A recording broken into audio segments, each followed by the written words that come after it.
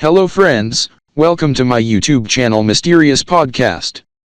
I hope you all are well. Today's true story is an true based hunted story. Story 1. I am 20 years old, and have a ridiculous fascination with the paranormal. Ever since I was a little girl, it seems I have experienced many different unexplained situations. Starting when I was about 10 years old. It seems each home we've moved into, something happens. One of the first homes we lived in alone, was a half-double. I was always afraid to sleep in my room alone. I would often sleep in my mother's room with her. There were many times I would have to go to bed, while she was still up, and I would sleep in her room. Her room was located at the very end of the hallway. My room was off to the side. I would always lay there still awake, and hear things. I would hear the doors from my room and the bathroom creaking, like they were being opened really slow. I understand that it could have been from a draft in the house. But I always had a gut feeling, it was something else. We never stayed in a house for more than a year or two before moving again. Next we lived in another half-double. We had heard rumors that the street we moved to had a strong paranormal existence. It was a large Indian burial site. While we lived in one side, the other was empty. My mother began seeing a man who had a little boy, of about 2 years old. They would sometimes stay over. We had a nice-sized dining room, that we pretty much used as a second living room. There was a couch that we kept in there also. I would often sleep in there at nights because I was too afraid of sleeping upstairs alone. My mother would most likely always sleep in the living room. But always through the night. I would actually be awoken to the sound of people walking across the floor that I was actually in. The home was older, so the floors creaked horribly. It always scared me, but I learned to deal with it and try to shut it out. One night my mother's friend stayed over with his son. His son was the type of kid who would just open doors on you and get into everything. One morning my mother woke me up for school to get ready. I was in the bathroom getting ready. My mother, her boyfriend, and his son slept in the living room. On the bathroom door, the lock was a hook-like lock, that just flipped over to the hole. I was sitting on the sink pulling my hair back, when the doorknob started twisting, and shaking all at the same time, as though someone were trying to get in. I quickly was sure it was the little boy who had awoken, so I immediately yelled out, "Hold on a second." And immediately, it stopped. It was quiet. I jumped off the sink and opened the door. But no one was there. So I went and woke my mother up, not to mention her friend. I asked if she had needed the bathroom and she said no. I then asked her if one of the guys had woken up and needed it, and she said no. There was no one else that was there, or that lived there. After we moved, I had a dream of the house, that I had walked in the house, while it was empty, and the only thing there, one lady, seat on chair laying underneath the window in the living room. I don't know if this was a message, or just in my head. There are so many more stories. One house we lived at, I had stayed home one day alone, no one else in the home, I was downstairs. While my bedroom was at the top of the steps, I had a baby doll that would pray when you put her hands together and touched. It wouldn't work any other way.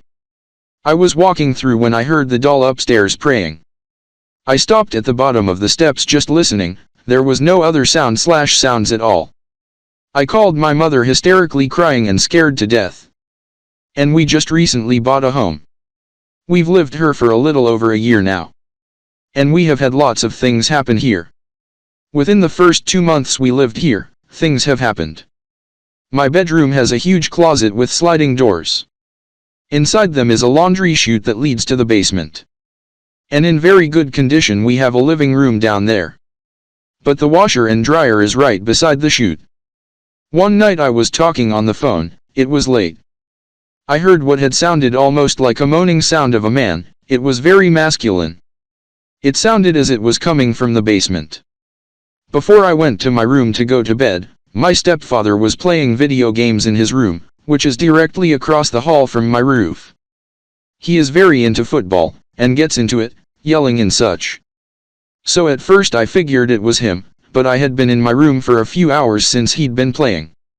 I kept hearing it and I started to get that gut feeling as if something wasn't right, and it was a very scary sound. So I opened my door, seeing right into my mom's room. It was dark and the TV was off. I ran to the living room hysterical. She was sleeping on the couch and I was just shaking her to get up. All I could yell was, "Where's Shane? Where's Shane?" She asked me what was wrong over and over again. And she said that he had gotten called into work over an hour ago. I was terrified. My mother believes in spirits as well as I do, so she believed me. There was also a time when I was going to sleep. It was late, and from my room, and having the laundry chute, I can hear perfectly everything in the basement. Either the dryer or washer door was slammed. It was slammed so hard, it was so loud. My stepdad and mom was home, so I figures, okay, that have to be one of them. Then about 2 minutes later my stepdad came in my room and asked if I was in the basement. I told him no. He said he heard it too. But he doesn't believe in any paranormal activity or anything, so he just kind of shook it off. And once my mother was home alone, I was out with friends. When she called terrified, she said there were banging going on in the house, starting in the basement. And sounded as though someone were running up the basement steps, banging on the walls as they ran up. She wasn't imagining this. Because we have 2 dogs that heard it as well, that were going crazy at the bangs. My mother was so scared she grabbed the phone and ran out of the house. She called my stepfather to come home and even check the house out. My cousin that had stayed over one night slept on the couch, and the next morning was telling me how he heard what sounded like furniture moving across the floor in the basement. He said he was so scared that he had tears in his eyes and couldn't even sleep. We also have a pool table in our basement that my mother claims she hears during the day sometimes while she is home. It sounds like someone shooting the balls with a pool stick. Now here's the scary part. My mom was goofing around one day. She had my iPod on and listening to music. She was singing loud and she cannot sing. So I snuck up on her and got my phone out that can video. I put it on her and she finally realized and tried to swap it away. While doing so, you can see into the kitchen, where for 1 second you can see an old man's face. I had caught it on my camera. He's only there for a second, then he's gone. It just kind of flashes real quick. Me and her were the only ones at home during this. And what's really weird, is that the face has a peachy color, like a real human. It's very clear it's an older man. You can make out the nose, eyes, and chin. And it looks as if he's bald on the top of his head, with little hair on the sides. We didn't realize we had caught it until about 2 days later when I was watching it. I can even pause it right on his face. I have done this and showed it to everyone. Story 2. The first is one I didn't personally experience, but my brother and mother did. When I was 8, we moved into an old house in Alaska that had previously been a funeral home. I'm so happy I was too young to appreciate this. Although the house was mostly quiet, both of my parents experienced separate occurrences on our first day there. My mother at one point heard an older sounding man talking to what seemed like a young girl on the back staircase, but there was no one there. That night my dad woke up to see a young girl walk past their bedroom door. As I said, I was 8 and my little brother was 6. As this was our first night in the new house and our rooms were upstairs. Dad was worried that we would mistakenly turn the wrong way in the dark and fall down one of the 2 staircases, so he got up and followed the girl who he thought was one of us. He said she was very young, in a white nightgown, and he walked so close behind her, he could have reached out and touched her. He followed her all the way down the hall and into the bathroom. But when he flipped on the light, she was gone. He was so sure she was real, he went and checked the adjacent rooms, thinking she had somehow gotten away from him. Dad being dad, he always found this to be amusing but was not in the least disturbed, and we never had any more experiences there.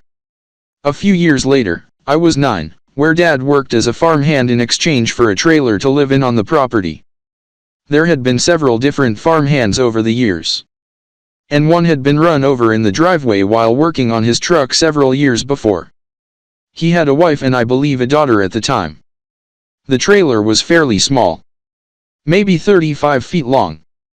Dad slept on a fold-out couch in the living room, my sister was in the first room, and I was in the back bedroom. One summer night around maybe 1:30, not long after everyone else had fallen asleep, I heard the screen door open. Now, we never locked the door on the porch, but this thing was the loudest door on earth, I think. It screeched when it was opened and slammed shut as soon as it was let go. Dad, who was the sort to wake up if you tiptoed out and just stood quietly near his bed, was of course on the couch. And the living room and porch were adjacent. So I waited for him to jump up, but no. Then I heard very distinct footsteps come plodding through the house. The sound made me think very much of work boots.